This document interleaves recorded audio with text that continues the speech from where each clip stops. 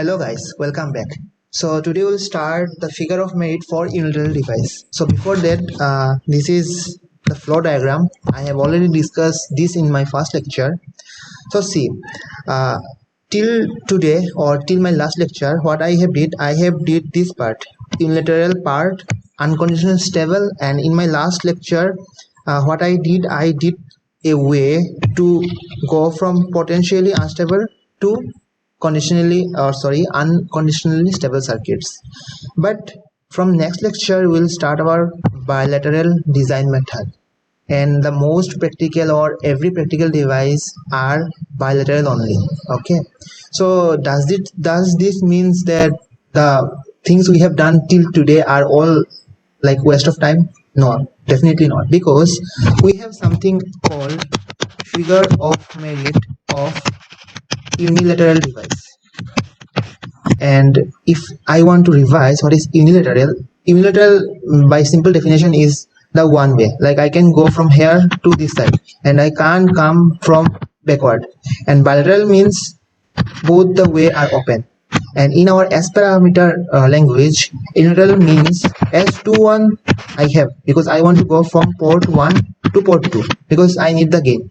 But my S12, which means a way from 2 to 1, is blocked. And if it is blocked, then that device will be called unilateral device. And block in the sense means our S12 is 0. If and only if our S12 is 0, then we will call that device as unilateral device. But most practical devices are never will have S12 as 0. So that means there are some way by which we can say that if my S12 nearly 0, that means I may have some value, then I can say that my device can follow the unilateral device method.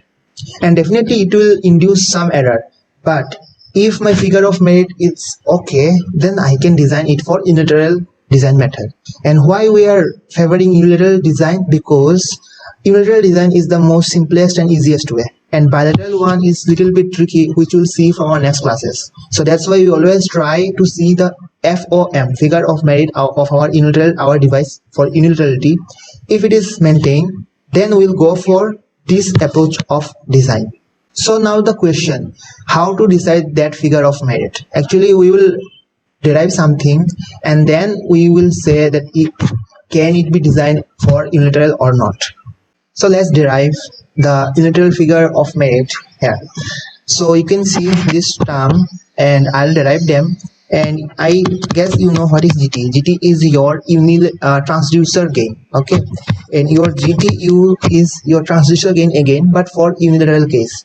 That means if I put in the formula of GT my S12 equal to 0, then I'll get my GTU. So this is your GT, and I have already derived them in my previous videos. So my GTU would be, above part will be same to same, and below I'll get this part. Perfect, I'll get this part.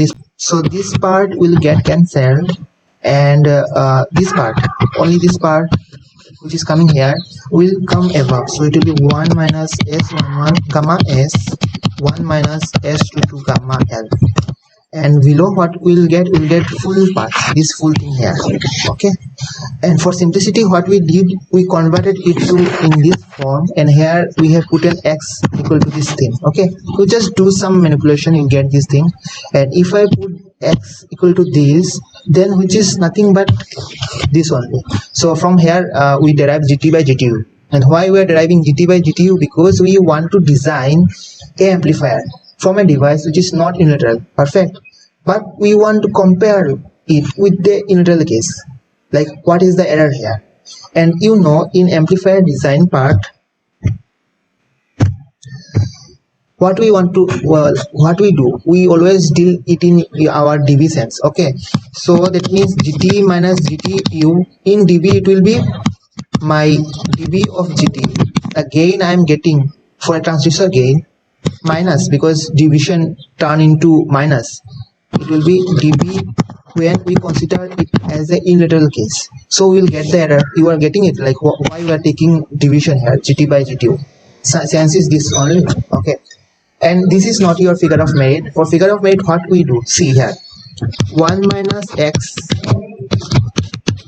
which we can easily assume at 1 minus x whole square, and my x is nothing but this part. What we can say our gt by gtu, which is nothing but the error factor is bounded by 1 minus x mod square and 1 plus, sorry, plus will be here because it will be the minimum case, and minus will be here. And this thing I am directly getting it from here only, because my x could be negative or positive also, so I am making x the magnitude part using mod, and positive or negative things I am considering it with this sign here. So my GTU, the error factor could range from this part to this part. Okay, but see one thing, in x we are not considering it for maximum gain.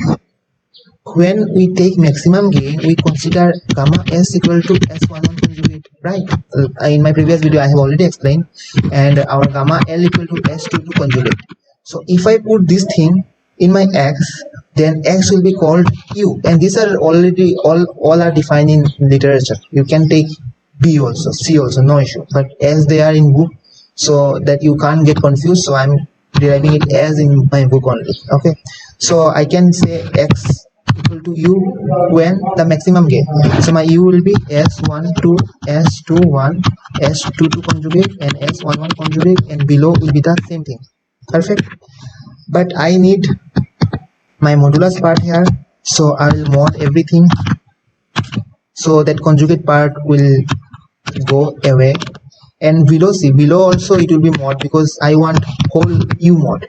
And below c, this is the below part. Okay, I'm not writing it again. And yeah, let me write it again. It will be 1 minus my s11 and gamma s, and I have taken gamma s equal to s11 conjugate for maximum gain, so it will be s11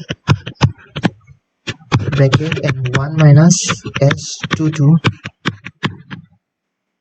Okay, so that means I can take mod, because if I am assuming it will come negative, but in most of the case my s11 and my s22 will be less than 1 only, so that means it will be positive only. So that's why in our final formula for figure of merit we don't put this mod. Okay, like exactly if I write, I need to write this way,